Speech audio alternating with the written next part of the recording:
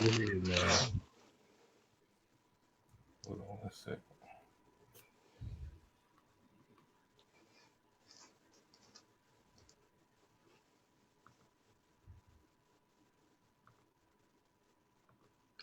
What's going on, guys? It is the new wave of sports that is sweeping the nation, where we are not just accurate, but we are spot on. This is the Facts Podcast featuring your host, Tony Monk and Damian Jones. Damian, man, we had a good week last week.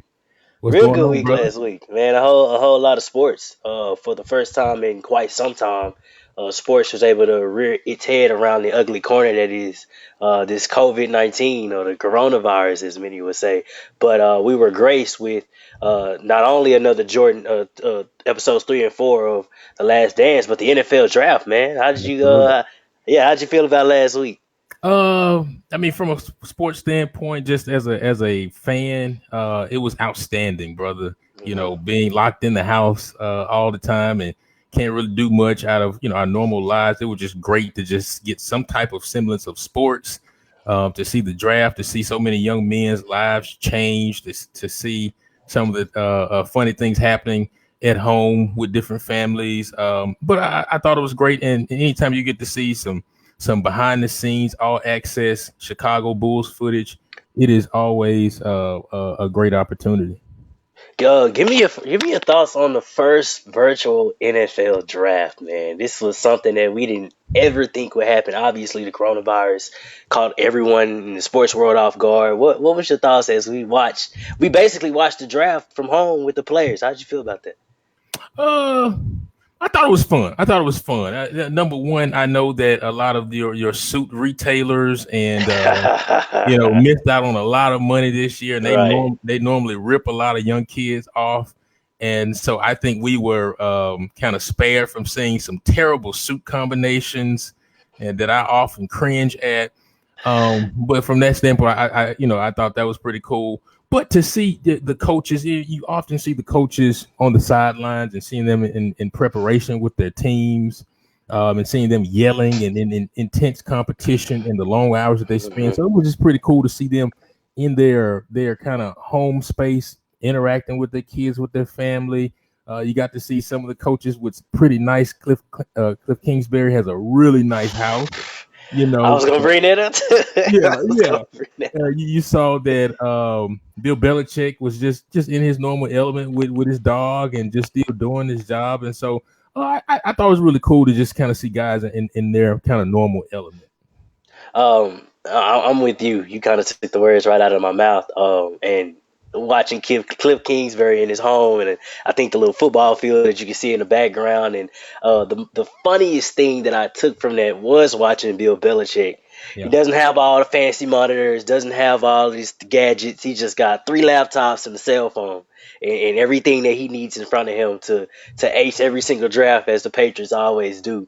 right. I thought that the NFL obviously it took a lot of us by surprise by being able to launch this virtual draft, and leading up to it, they thought a couple of connections and things would go wrong. Obviously, technology has come very Yeah, far, yeah, yeah, but yeah. even then, for you to set up in over 60 players' rooms, to be able to check in when you need to, and to be able to run all the visuals from HQ, and that takes a lot. And I think the NFL really does deserve a pat on the back for being able to execute the first virtual draft. Let's get into it, man. What was the best and worst pick? I'll throw that back to you. I'll throw that back to Uh, you, Mr. Best Mr. pick, Host. man. Best pick. I'm gonna be biased this time. Shout out Yeah. the Georgia Bulldogs, though I'm not really a big fan of them. I just wanted to wear my Georgia shirt today. Okay. But Okay. man, I love that CD Lamb fell to the Dallas Cowboys. I think if you That's a look at homer pick. That's a homer it's pick for it, you. but let me tell you why it's the best pick because of how it happened. CD Yeah. Lamb was a guy that sat at least six on the Cowboys draft board out of the first 51 players, and for him to fall all the way to pick 17, mind you, CD Lamb rated as the number one receiver in the NFL draft. Though Henry Ruggs was chosen first, though Jerry Jeudy went to the Denver Broncos, the fact that the Cowboys are able to take advantage and sit in the middle of the draft when you're not always reluctant to get a high caliber player like that. And guys fall in the draft all the time. And Mhm. like I said, I don't want to seem too biased. And I try to take my cowboy hat off when I talk about him, but Yeah, I yeah, just yeah. love, yeah, I just love the fact that the opportunity of CD Lamb falling to them actually happened. As far as the worst pick, mm, it's the first round. I Yeah. can't. I'll go ahead and speak for Packers Nation when I say this. Possibly, Uh, yeah, yeah, yeah. man. We both agree there. We both agree there. Okay, when I Yeah. thought about it some more, now I'm gonna speak from the side of why the Packers was right to draft Jordan Love at 26. Um, Wait, the wait, window wait, for wait, the but Tony, before you go there, let me just support you in that CD Lamb. I don't think that was the best pick, but I think that was a really good pick for the Cowboys because they really needed some firepower. Y'all have been struggling on the offensive end in terms of stretching the ball down the field. You know, Jason Witten has been a slow option in the middle.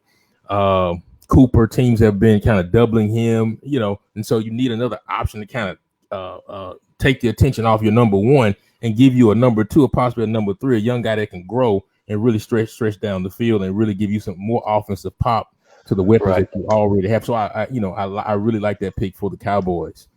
But to your point about the Packers, Yes, you draft a guy like Jordan Love, 20 touchdowns last year, about 13 interceptions. His stats don't exactly jump out to you, mm-hmm. but he's got all the tangibles that you need as far as a quarterback. He's got the arm, he's got the leadership, he's got all the moxie, much like I would kind of say about Joe Burrow. But for the Packers, for you having to have gone so long without drafting an offensive player in the first round Yeah, speaks volumes to the type of management you have and how you feel about your all-star Hall of Fame quarterback and Aaron Rodgers. And Rodgers being a guy who last year Devontae Adams caught over 80 balls. The next person caught 35 passes after that. And you're looking at Valdez Scantling. Geronimo Allison is now gone. mm-hmm. And they had a couple of other young guys, two rookie receivers last year that kind of came in and they did okay. And for as I like to hear Stephen A. say Matt LaFleur. Yeah, Uh, yeah, and Matt LaFleur, but we look at the type of coach he is, and we see that he is a coach that depends on the run game. And look at Aaron Jones last year and the type of stellar season that he had, and then you can kind of compare that to the way Aaron Rodgers was kind of looking. Even though they were really still suspect, the running game was one of the best in the league. But I think if you are the Packers, you had 12 opportunities.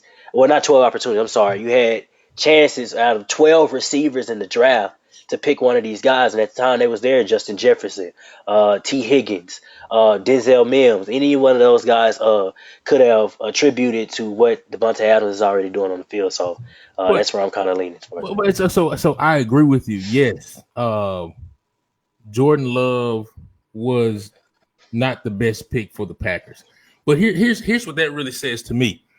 It says, Tony, that the Packers don't want Aaron Rodgers past this year. I think they're trying to get rid of him. Listen, they need wide receivers. You know, Aaron Rodgers is a all-time all-star Hall of Fame quarterback. You've got to get him weapons while you can. You know, arguably you can say that he was the reason why they got as far as they got this past year, Of right? course, every year, every Right. year. But to draft, you could have got a quarterback in the second round, third round, let him sit 2 more years, learn, and got more value at the top. But you go get a quarterback in the first round, that's a direct slap in the face of Aaron Rodgers. And that says to me, and I looked at his contract, he's on the books for a lot of money next year. They're going to move him.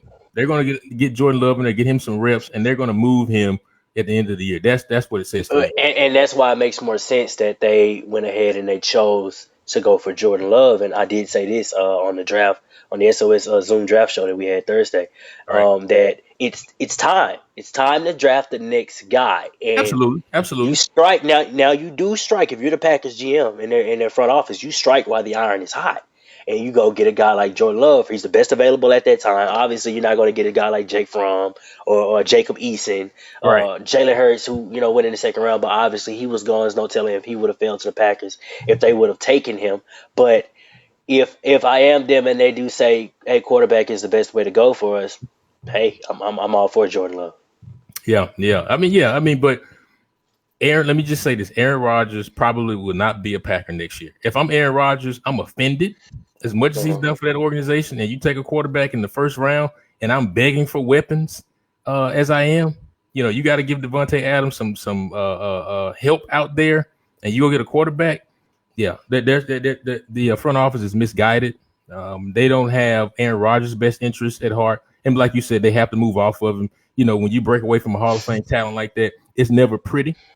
Especially when we talk about Chicago Bulls. Right. But you have to do it, and this is the beginning of that process. Um, let's moving on. What team do you think had the overall best draft?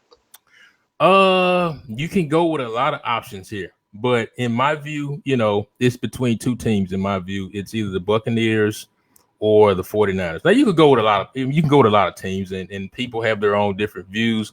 But the 49ers, who are fresh off a Super Bowl visit, and they go out and they keep loading up on the defensive end and go out and get what's the kid, Javon Kinlaw at Right. defensive tackle, continue to Right. build there and make a stout defense even more stout. I really like what John Lynch did there. And then they had some challenges from the wide receiver position. One of my critiques of the 49ers last year is that they didn't have a lot of firepower at the receiver position. A lot of small guys, kind of shifty guys, kind of Wes Welker type, Edelman type guys. In this league, you got to go have some big guys that can go up there and get the football and make plays, even when the football is not thrown in the right direction. And so they went out and got a guy, Brandon Ayuk, from Arizona State. I really like him, 6'1", 206, big guy. And then they go and get Trent Williams and make that move to protect their valuable asset in Jimmy Garoppolo. So I really, really like what the 49ers were able to do. And then just from a bias standpoint, because I'm a big Tom Brady fan, I like what the Buccaneers were able to do. To go out and get an offensive tackle to protect Tom Brady, and then go and get Antoine Winfield. And if he's anything like his father, he's going to be pretty stout. It'll be all right. Yeah. In that secondary. And then they went out and got a little running back help. Guys I've talked to say that running back is wasn't the best on the board, but he can be serviceable.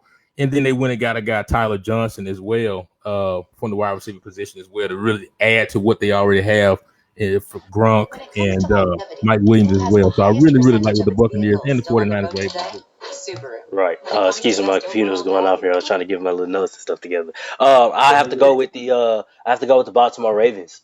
I think they added a lot of speed. Yeah, and it's the obvious one, but I don't want to. I'm so sick of the Ravens. But go ahead. Well, you got to hit on three players that they drafted. Obviously, we start with J.K. Dobbins and the speed factor that he'll bring coming in at that second running back position. And Devin Duvernay out of Texas, the slot receiver, was one of the best last year in the nation. Obviously, he was one of that Sam Ehlinger leaned on at Texas. And obviously, they got the SMU standout at receiver, James Prochet, which I think is going to be an unbelievable talent down the line if he is able to develop, or he could possibly push for a significant role in that receiving core. But when you look at them offensively, they had everything that was needed. It's just who was going to tackle Derrick Henry in the playoffs. Right. So what they did is just found a way to say, how can we still outrun everybody and outspeed everyone on offense? And I think with Lamar Jackson taking more steps as a quarterback, and hopefully he's a lot better as far as his pocket passing and his awareness. Obviously, he's still going to be that mobile guy that we've always seen the last 2 years. But what they did in the draft, I think it speaks volumes. And I don't want to sound biased again. I'll say the Cowboys, but I'll skip over that, and then I'll go to the Miami Dolphins, because I think for a team that did a lot in free agency, especially on that back end. They got Byron Jones for $70 million. They have Xavier Howard, one of the best cornerbacks in the league. They go draft Tua with the 5th pick. Austin Jackson, the tackle out of USC. Noah Mbinogene out of Auburn, one of the good corners that they're probably going to have in the slot.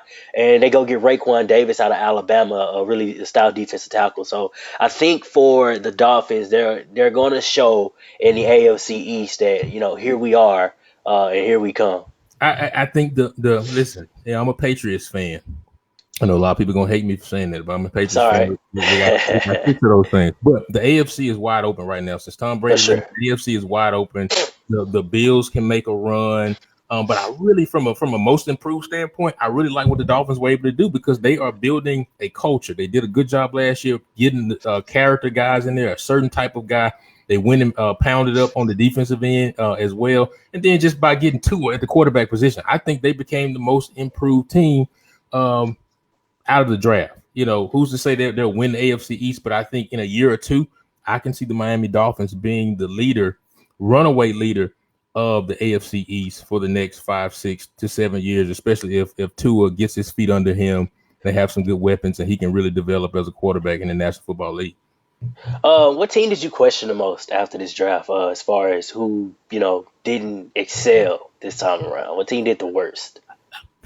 I mean, that's objective to say. Yeah, Well, I'm saying subjective rather to say who did the worst. But I'll go back to the Green Bay Packers.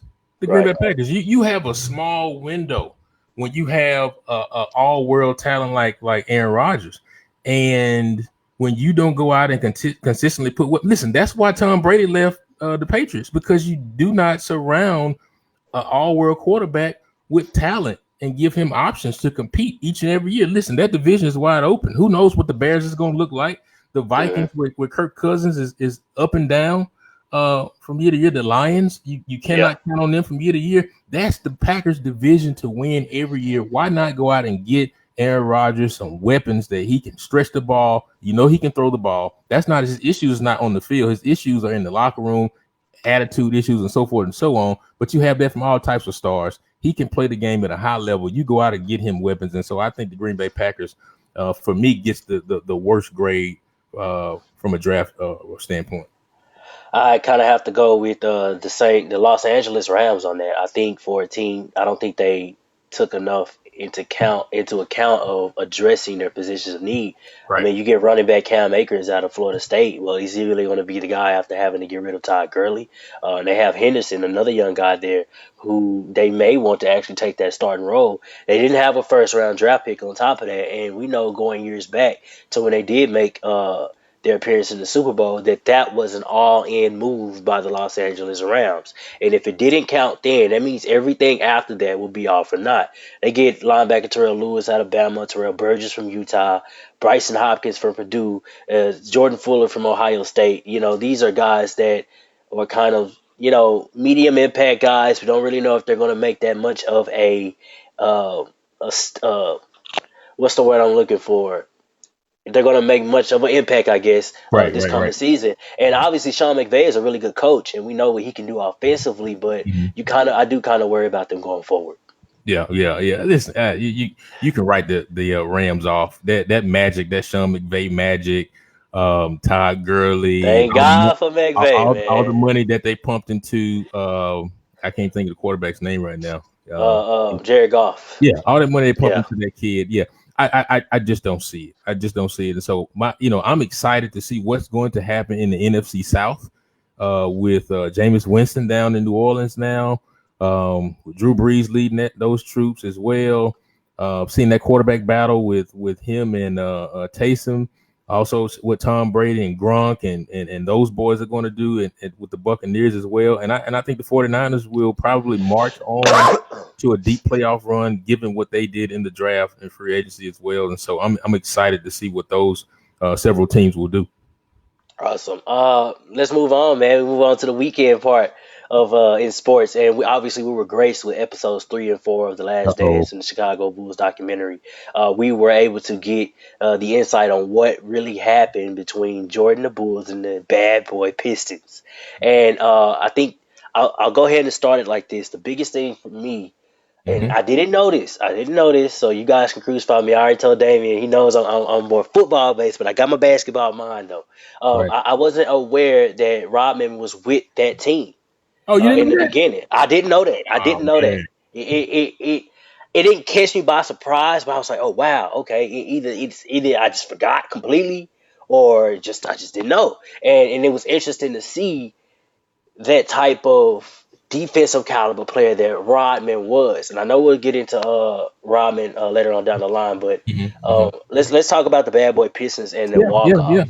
What was your thoughts when you saw that? So the Pistons, I mean, those who watch and those who were watching during that time, the bad boy Pistons were the team to beat in the late 80s, 87, 88, 89. They really began to kind of break that wall and to challenge the Lakers, challenge the Celtics. Excuse me. And they finally got over that hump, led by Isaiah Thomas, Benny Mhm. Johnson, Dennis Rodman, John Sally, all of those, Bill Laimbeer, all of those guys, right? Just a really, really good team, and arguably a great team, if you will, right? But and so as Jordan and the Bulls began to kind of push up against that wall, and they got closer and closer, and you saw in 1990 they went to Game 7 in the Eastern Conference Finals, and Scotty had a migraine Mm. and couldn't play well, and so they lost that game in Game 7. Arguably, if Scotty was healthy, they would have won that game and beat him that year. But they came back after that year, after they got beat up, and they handily whooped the Pistons. I think it was a 4-0 sweep. And with bad sportsmanship, they walked off. And so, what do I Right. think about the walk off? Um, I have no problem with it, man. I really don't. It's sports. It's sports, and you are competing intensely. This is a matchup that you see each and every year. Nobody wants to lose, and we're talking about a Pistons team that had just won 2 championships in a row, and then they get swept in the Eastern Conference Finals to a team that they had beat several years before. And so I think it was a tough pill to swallow for them at that particular time. But the way I was raised and taught to play sports, it's kind of like Bad Boy Pistons. No layups. You got to earn everything that you bring to the court. And so I have no issue with it, but I have issue with the Bulls and Jordan still whining about it 25 years later or what have you. But the way you played the game, and so I have no issues with it. And I hate that Isaiah Thomas is still apologizing for it. Listen, you win at all costs, and Yeah. I didn't shake your hand. Big deal. Move on. Keep playing the game. Well, obviously you get a ego type of thing when you are the best or the GOAT or the greatest of all time. Those different things, and obviously for that being a point for Jordan, where and look at where the blood started to boil. The Pistons knew that the NBA was trying to make Jordan the poster child. Right, At this right, right, point, he's flying through the air. They're trying to make him the chosen son, the holy, and part of the holy circle, the greatest thing since sliced bread, as we did say he was last week. And when you're a team and you hear those things, of course you're going to rise to the challenge. And after that first playoff game, when they got hit in the mouth, they went back home and said, "Okay, the best way to get to beat Jordan is to go through Jordan and Knock him and, and, down. and knock him down." And that was a lot of what the old days of basketball was. Obviously, Right, they're flailing on him, arms right, are swinging every time he's in the air, elbows coming down. Those different things to keep Jordan. If you want to score a point, you're gonna have to really work for it, or you're gonna have to feel pain for it. Are you willing to go through these things to win this game? And right, obviously, it showed that the Bulls weren't ready for a physicality matchup. And when the Pistons came with that, when Rodman and IT and those guys came downhill, it was downhill for the Bulls. right. So but the biggest, But I love that the Bulls were able to accept the challenge. And they yeah, went yeah, back into the weight room. They learned from that loss. They learned from that adversity. They started working out even more. And as Isaiah has been saying, kind of on his media tour this week, you shouldn't be rewarded for lifting weights. That's what athletes are supposed to do. So, but they began to lift more weights and so forth, and they became champions. And so I think it was really great for them to get over that hump. Um, I respect Jordan. I think who's it? Robin. He said that he respected Jordan even more because he took that beating like a man yeah. and still He got up. He got up. persevered, and just learned from it and just willed his way to the top. And once you make it through something like that, the next level can be particularly easier, though. So I think it was a great learning experience for Michael Jordan. Um, Obviously after that season, like I said, Jordan and those guys, they got in the weight room. They come back and they're able to finally get over the hump that is the Pistons. I think one thing that we're seeing is the transition of Jordan having to overcome that hurdle, and the team, the Bulls, galvanizing to say, "You know what? Let's pump the brakes. We are what we thought we were, but Mm-hmm. we aren't that to everybody." Mm-hmm. So and it lets you know that. And my dad used to always tell me this. He said they get paid just like they do. Yeah. And the Pistons get paid just Yeah. like the Bulls do. So Right. everyone's goal and everyone's thing that they have to do is the same when they walk on the court, and that's to win. Yeah. And I think it's a check. I think it's a checkpoint for Jordan. It's a checkpoint for Scotty and those guys. Are like, whoa, if we wanna keep going, our talent at this point isn't going to get us over that hump. What's going to get us past the Celtics and Bird? What's going to get us past the Pistons and IT? Well, they went and did the cliche thing. They got in the weight room when they should have been Mhm, probably been mhm, doing that. mhm. Then you wouldn't have this issue. But hey, Jordan puts on 15 pounds. He goes out, he rocks the house, and they make it past the Pistons. Right. Um, the story of Jerry Cross and the move that he did, bringing Rodman into the fold, genius. Is it Oh genius? man, listen. Let me tell you something, Tony. I have been arguing this point with people all last several days, and Jerry Krause has been. Let me say this: it's easy to kick a dead man. It's For so sure. easy to kick a dead man. Jerry Krause died in 2017, so he's not alive to tell his story. And the way people are painting this man as though he was the worst GM in history. Did he break up the this dynasty? Yes, he did. He very much did. And why? And did ego play a big part of it? Absolutely. But what we cannot deny, Tony, is that he also built this dynasty from scratch. Okay, let's look at it. Jordan was drafted in 1984. Krause was brought in 1985 as the general manager, right? He later hired Doug Collins. Okay. Then he later drafted Scottie Pippen at pick number 5 in 1987, right? Uh, From a D2 school. He wasn't on anybody's radar. He found the guy. Also went and found Phil Jackson as an assistant coach and brought him in as an assistant coach. He found Phil. Also, he went and found and brought in Tex Winter, the inventor of the triangle offense. Okay. Then he later drafted Horace Grant. Then he later fired Doug Collins to make Phil the head coach because he saw Phil was ready to be head coach, the guy that he brought right. in. And so Right. then you look at this team, this franchise that was in the pits when Michael Jordan got there, was in the pits when he got there, and now this team is winning championship after championship after championship. At what point do we give the general manager credit, who is managing payroll, who is managing personnel, as well, who is also managing strength and conditioning personnel as well? I Right. mean, ticket prices, so forth and so on. At what point do we give this man credit for building? I mean, understood, you cannot win without good talent, but I'm saying he went and found the good talent. Michael Jordan kind of fell in his lap, but he also cultivated and put pieces around him as well to continue to win. So yeah, he broke up the championship and the dynasty, but I think we got to give this man a lot of credit for winning 6 championships. Could have possibly been 8 had Michael Jordan not left the game as well. Had Pippen not had a migraine in 1990, we're talking about 9 championships here. So we got to give him a lot of credit for what he was able to build. Well, obviously, we spoke. I did take some time to speak heavily about what Cross did last week, and I told you the GM's job isn't always to be a friend. It's not always to make the friendliest decisions for the team. He's to Yep. do business. He's to make the team marketable. He's to make the team competitive. He's to make sure that team is in a position to get a ring. Yep. And those are the things that Jerry Cross did. Yep. Again, he went and got all of those people. He went and got Rodman, Pippen, did the things to make sure that Jordan was successful. Obviously, you have a lot of egos that got in the way. Rodman was an ego. Pippen showed you he was an ego. Yep. Jordan was surely an ego. Pro the only man that you probably can't point fingers at maybe be Phil Jackson. Phil Jackson was the No. guy. No. Hey guys, let's calm down. Let's rally the troops. Let's get together. We Ego know it's our ego is a yeah. part of sports, Tony. It's a Ego is a part of part of sports. sports. That's what makes the great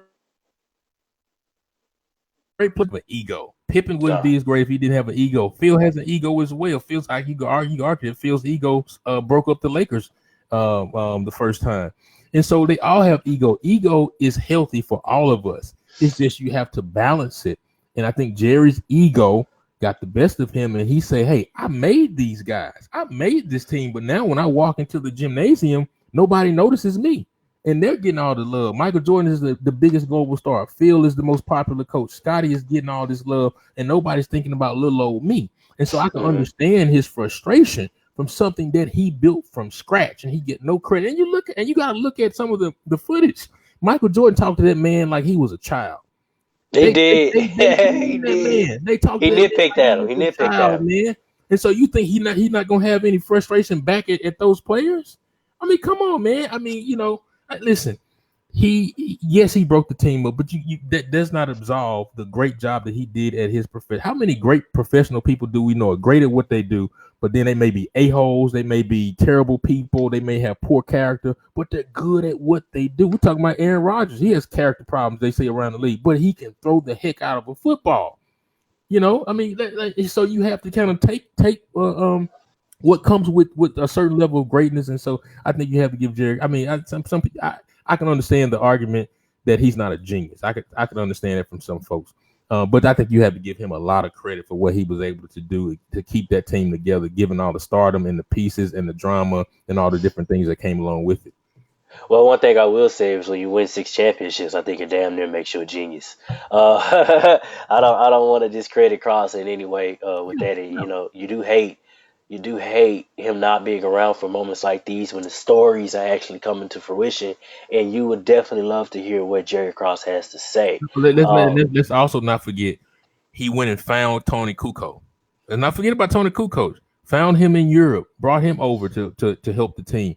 Also traded for Dennis Rodman when Right. nobody would touch Dennis Rodman at that particular time. Dennis Rodman was a pariah of the league at that time, and he brought him in. And so just And the vision that he had at that particular time. and before we go into our next question, I do want to point out something regarding Rodman. I do Yeah, like the fact that when nobody was willing to accept the type of player he had been becoming, and my perception of Rodman changed. It let me know that he was obviously, I said about Jordan, he was human as well. He mm-hmm. had to find himself, and even in the league where he said, "I could do this for free. Yeah, It's the BS that I get paid for."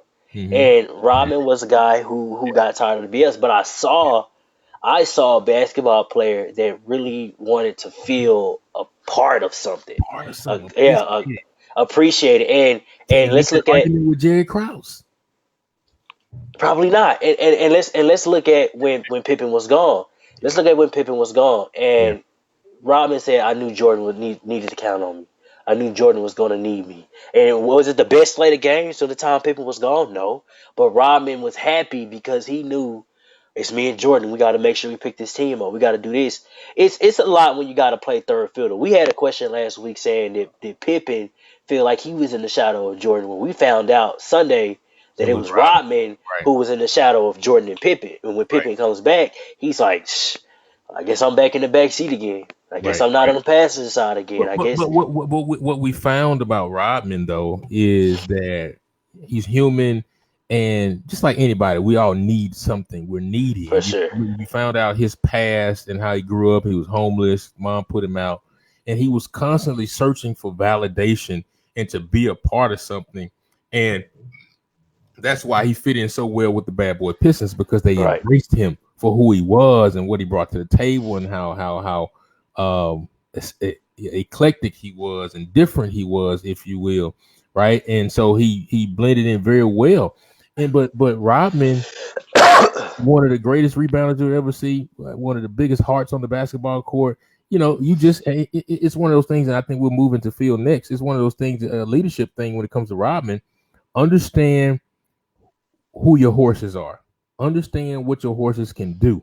Because you don't treat your horses the same way that you treat your ponies. You guys, either your bench guys, they get treated a certain way. Your greats like Rodman, Pippen, Jordan, you treat them differently, and you understand what Rodman can do when he comes on the court, and you go let him do his thing away from the court, and you kind of work through his emotional tirades and things of that nature because he can help your team win the championship at the end of the day. And so he was just needed, and he needed that validation, and Jordan was able to see that and tap into that and play into that when Pippen was gone to maximize and get everything he could out of Robin in that particular time. And obviously, piggybacking off what you said, he was a piece that fit. He was the guy that needed to go in and do the dirty work. And just going back to last week's episode, I thought Pippen was the dirty work guy. And he may have been just a spot guy for Rodman, but Rodman was the one that wanted to. He was one of the league leaders in rebounds, Yeah, one of the greatest in rebounds. So for I him, mean, led the league 7 years straight in rebounds, I believe. exactly. So, and a guy that's willing to go in and get in the dirt and get in the mud and really fight and claw his way. Had he been there on the Bulls instead of Bad Boy Pistons, then maybe the story outcome is a little bit different.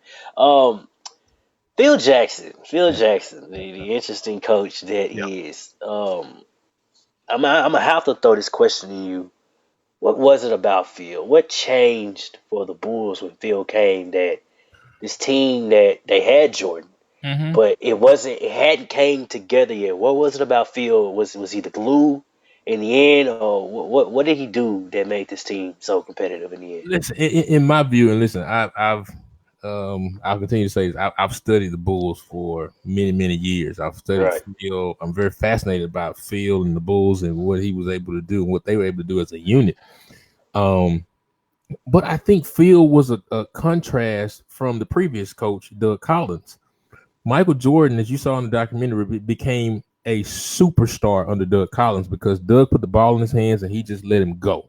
Mike was Defensive Player of the Year. Mike was All Star MVP. Mike was MVP. Mike was scoring champion. All those different things. Meanwhile, they couldn't win the big ones because the ball centralized in one person's hands. And as Phil talked about, defenses were able to um, work around that and just focus on Michael because they knew he wasn't going to pass the ball. And so Phil adopted a philosophy and brought in and say, hey, Mike, you're the best player in the world, but we can't go over the hump until you decide to pass the ball and allow your other teammates to grow. And then we have several threats on the court, and defenses can't game plan for 3 and 4 guys opposed to game planning for one guy. So I think Phil brought in the philosophy of team, of sharing, of togetherness. Is let's not stand around and watch Michael. Let's all contribute to what's happening on the basketball court, create spacing, and we can go far if we all feel a part of what's going on. Another part I think Phil, and it's one thing I've learned in leadership is that you have to understand your players away from the game. What makes them tick? What motivates them? Find other ways to get tap into them. If that's books, if that's yoga, if that's allowing them to party, if that's allowing them to go gamble before a big playoff game to clear your head or what have you. You have to know what each player needs in order to maximize it. You can't treat everybody the same way. And so I think he was a calming presence. He was very cerebral, but he was a calming presence for his players. And so, many people argue and say Phil was the genius, and I don't disagree with that. I think he was one of the, he is the greatest basketball coach that we've ever seen. But I think he was able to challenge. There's one part in the 1991 finals, and they're going into the fourth quarter. It's game 5 when they're about to beat the Lakers, and it's like tie ball game.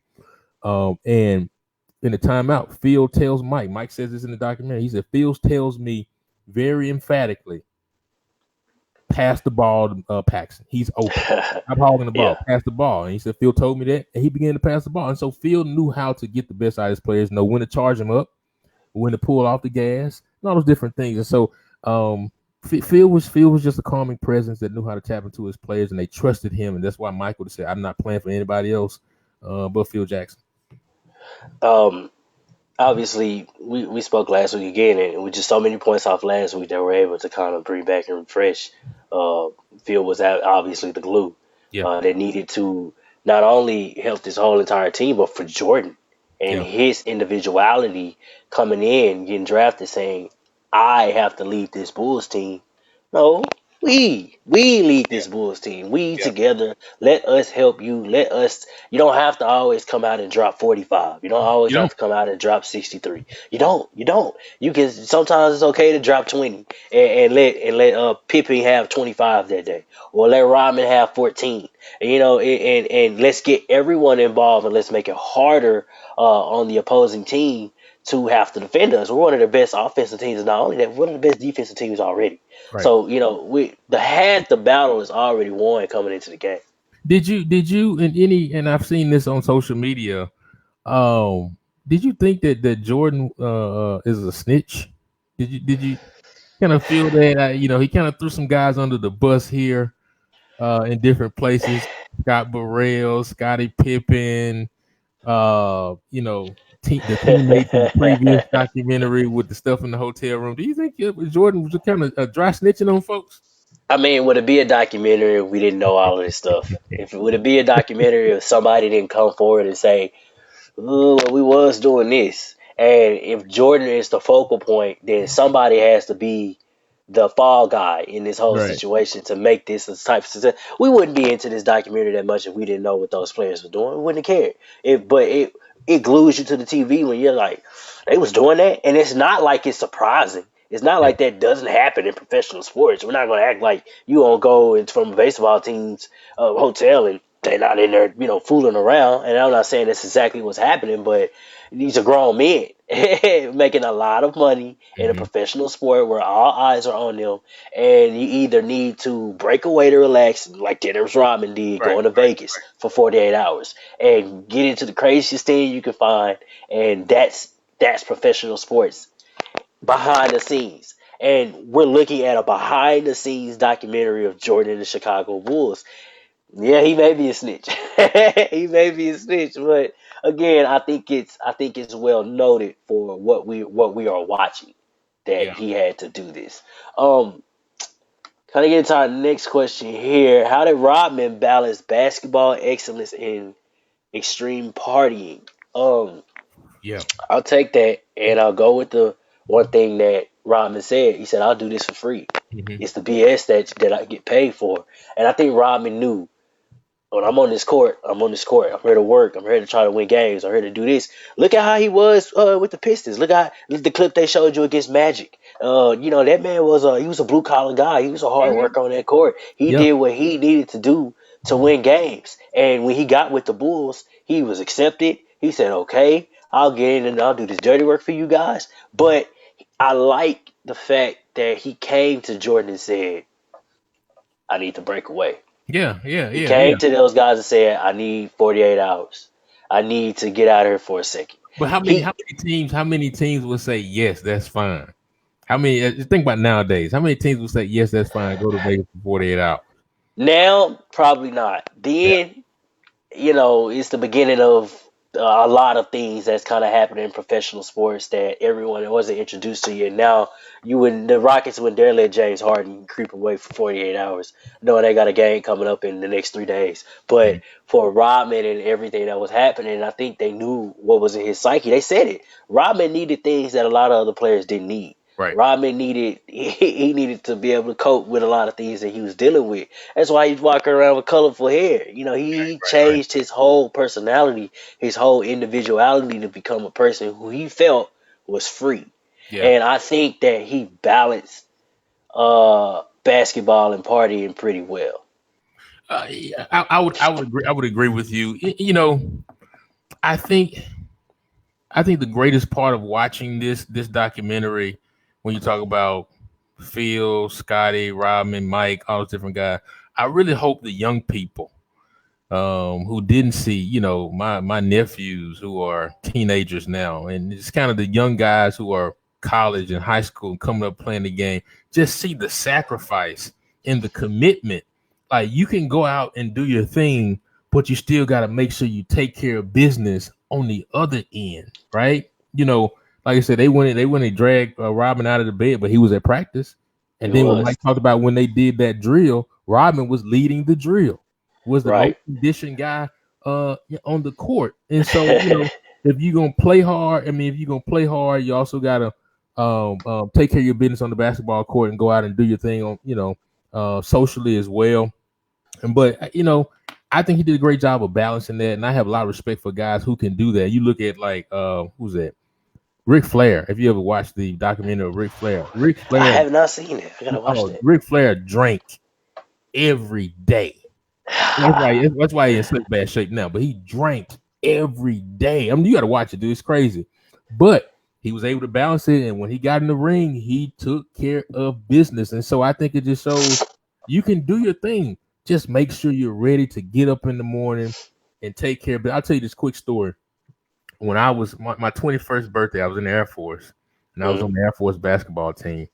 And me and my teammates, we went out the night before a 9 o'clock game to go celebrate my birthday. We just wanted to go out. We were in like somewhere in California or something like that. We went out, and my 21st birthday, so I can drink legally. And we went out and we had a great time. I'm talking about we were taking them back, have a great time as a team, great camaraderie. And I think we probably got into bed at like 4 or 5 o'clock, my man, for a 9 o'clock game. And I'm young at that time, so I can wake up 4 hours sleep and still do what I got to do. So I thought, and we got in the gym, and we were athletic. We were flying around. Everybody was dunking. I mean, normally, but we got in there and we were hungover, and some old dudes whooped us. Old dudes ran us out of the gym. Particularly, I got worked by an old guy. Old guy worked Yikes. me up and down the court. I'm talking, a guy was like 45, 21. Dude worked me up and down the court, crossing me up, embarrassed me, man. And it was one of the most embarrassing days of my life on the basketball court. And from that day, I told myself I will start taking defense seriously, because my teammates let me have it for the rest of the day. But we all were not prepared, because we couldn't balance going out and partying and then coming onto the court and doing what we had to do. We went and got some sleep that night, and then we end up winning the rest of our games in that tournament. But I just think, Rodman showed that you can have a balance of Hmm. having fun socially and doing your thing or whatever the stuff he wanted to do. But his teammates embraced it, his coaches embraced it, they understood he was responsible with it, and he handled his business, and they won championships. Well, you still gotta live life. Yeah. You gotta remember that most of all, no matter how hard you work. Obviously, we're all pursuing different things within our life, within our careers.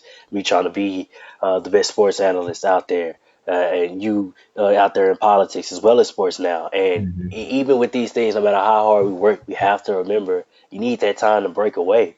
Yep. And I know they say 10,000 hours into your craft. Well, maybe 1,000 of those may have to go towards, my sanity to Right. keep me insane and let me know that there is still a life to live outside of me dragging myself across the mud to pursue Let, my career. let me ask you this. I've also seen this argument last couple of days. As folks have seen the Bad Boy Pistons, they say, could LeBron have handled that era of the Bad Boy Pistons and getting kind of beat up like that? I'm actually glad you asked me that question. So I was watching First Take this morning, Yeah, and yeah. I love Stephen A's answer in the question, and he was kind of asked similar to this one.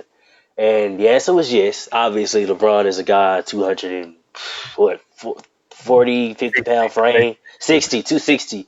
You put a guy like him back in the day, yeah, he's going to rake shop. He's still going to be the superstar caliber LeBron that we know of today. Right. Now, is he the champion?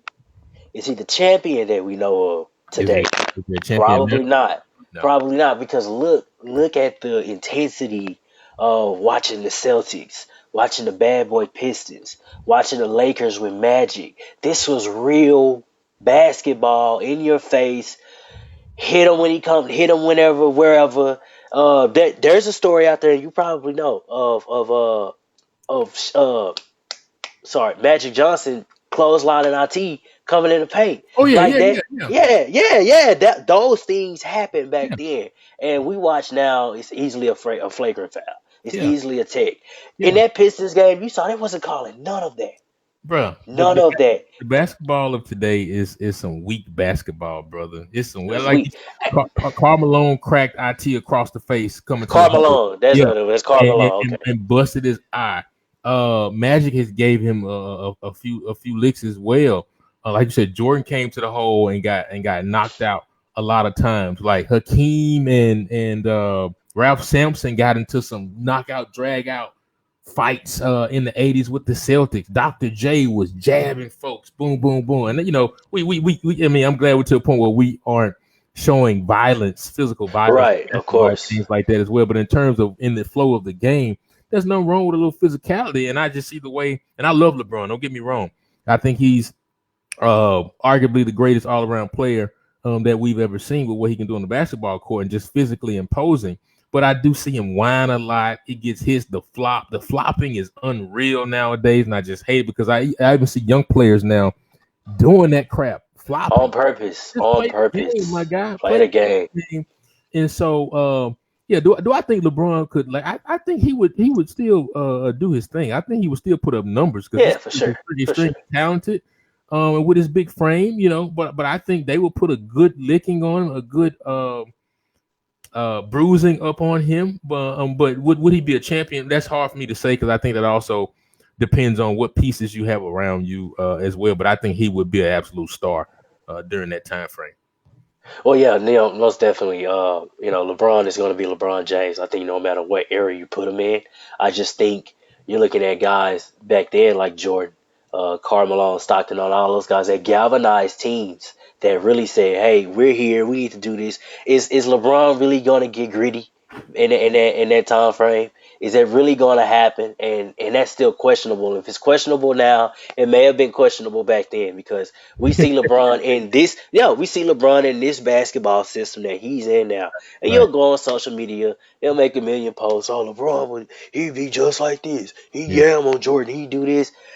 I don't know about that. And that era of basketball players will tell you it was a different ball game back then, But kid. you know what? But here's another thing though. I was looking at this. Sports Center, ESPN now just creates all kind of stats, and it's actually good. Some of the data they come up with, but some of it's Yeah, kind of reaching. yeah. Convoluted, a little Yeah, but it was, convoluted. it was a really good piece of data today. They compared Jordan's field goal attempts, 2 point field goal attempts against James Harden's, and Jordan took a whole bunch of 2 point shots and didn't take a lot of threes, opposed to James Harden taking very little 2 point shots 2 point shots. Yeah, and a whole lot of threes. And so I believe the game should be played inside the 3 point line in a very efficient way. Master the 2 point shot, master the mid range shot, which is a lost art in today's game. And I think that's why Jordan was just so efficient because everything was going toward the basket. If it wasn't a layup or dunk, it was a mid-range 12, 13, 14, 15, 16 footer, and he was just deadly from that range, and guys couldn't stop it, and he didn't depend on the 3 point shot. Nowadays, if the 3 point shot is not falling, teams get blown out of the water. How many times have we seen James Harden and the Rockets lose games because they're 2 for living 25 and dying by the three. Right. and they cannot mix it up?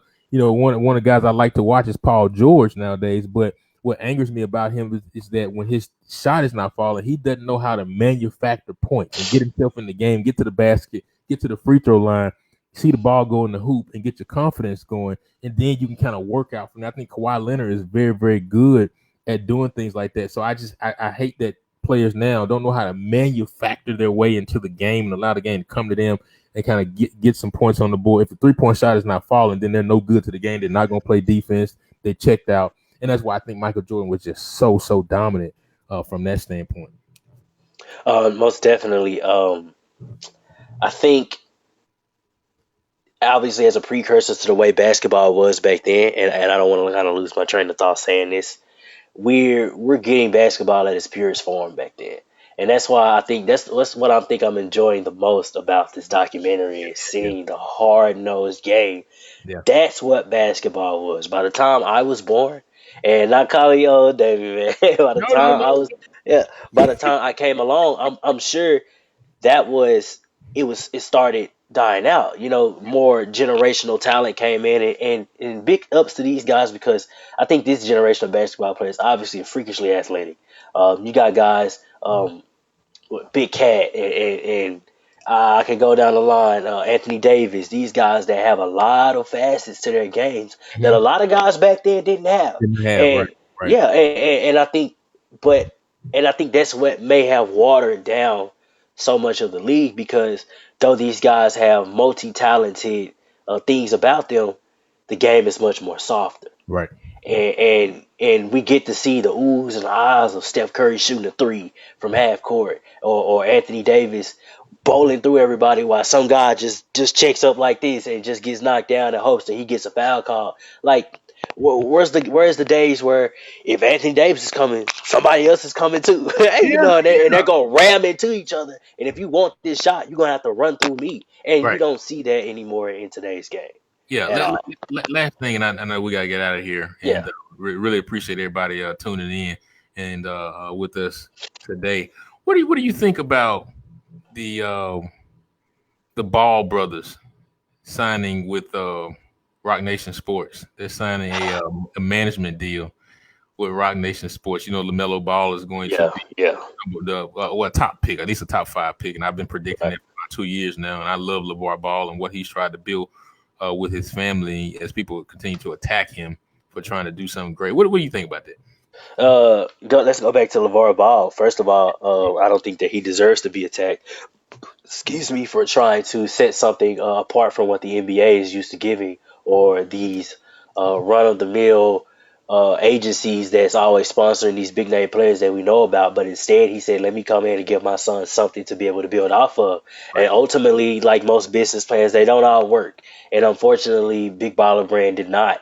Yeah. But yeah, unfortunately, it didn't. But I think the Rock Nation sign is obviously good. We know what type of businessman Jay Z is and how he appropriates himself in front of the public eye. I think for Jello going forward, obviously being one of the top picks of the draft next this year or next year. Uh, Mellow. Yeah.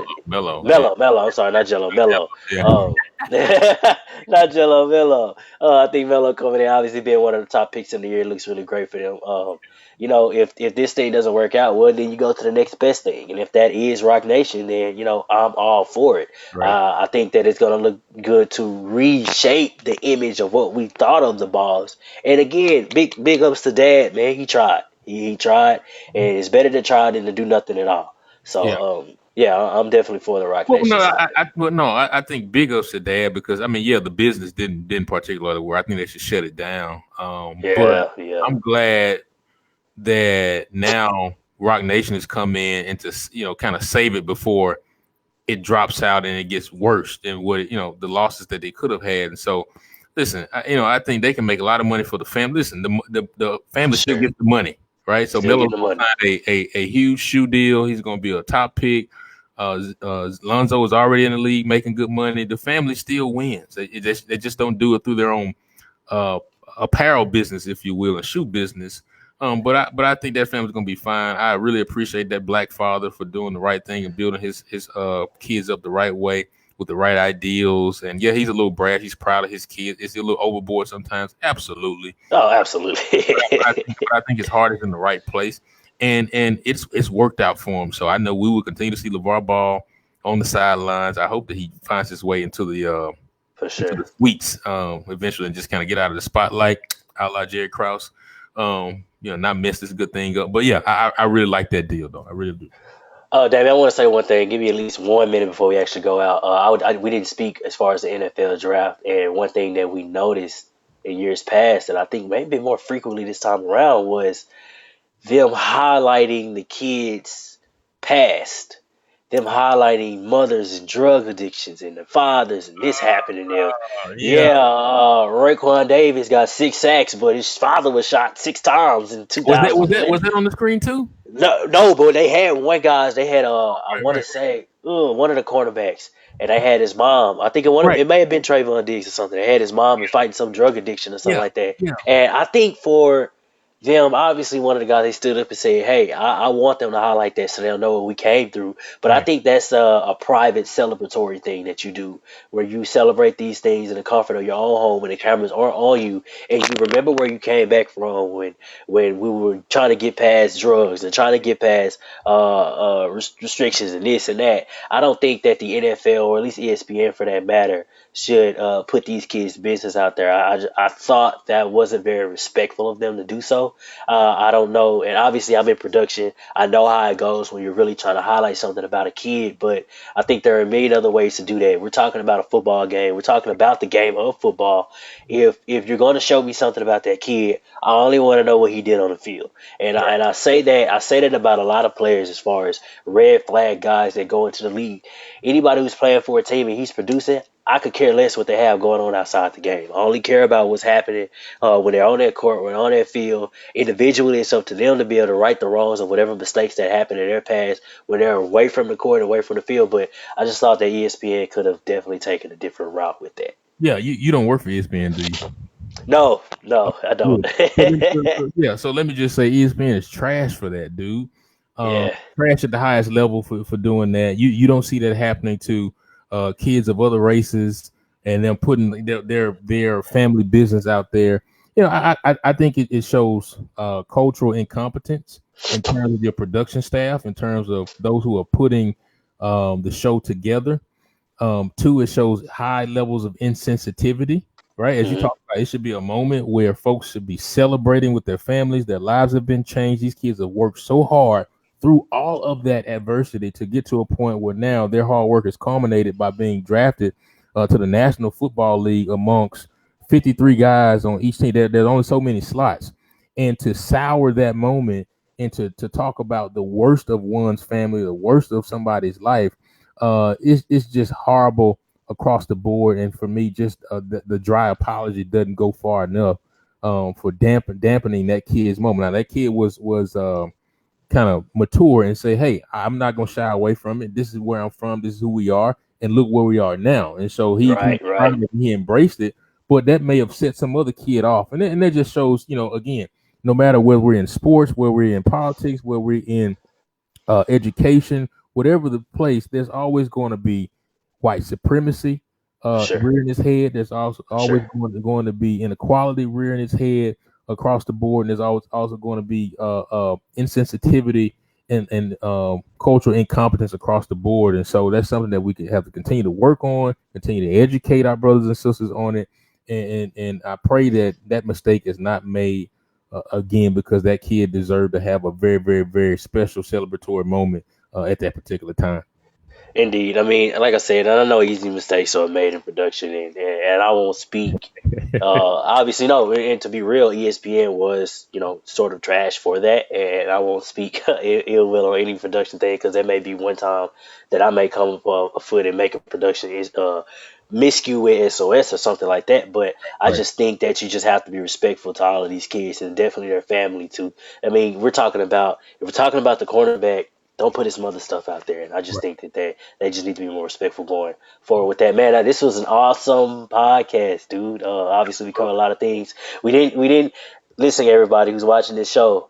Episode 5, Enter the Black Mamba.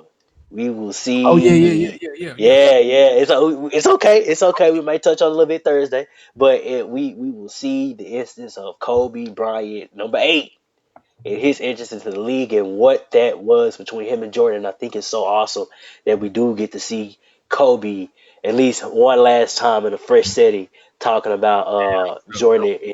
don't Yeah, don't in make his. don't make me cry, man. Let me show you Don't something. get emotional on me, Let me man. show Don't you get something. emotional. I don't know if you can see this. This is my only tattoo, and I got it when I was 19, and I modeled Uh it after Kobe. I'm a huge Kobe fan, and Kobe's first tattoo was kind of similar to this, and I modeled it after. That's how big a Kobe fan I am, man. So don't start talking about Kobe, brother.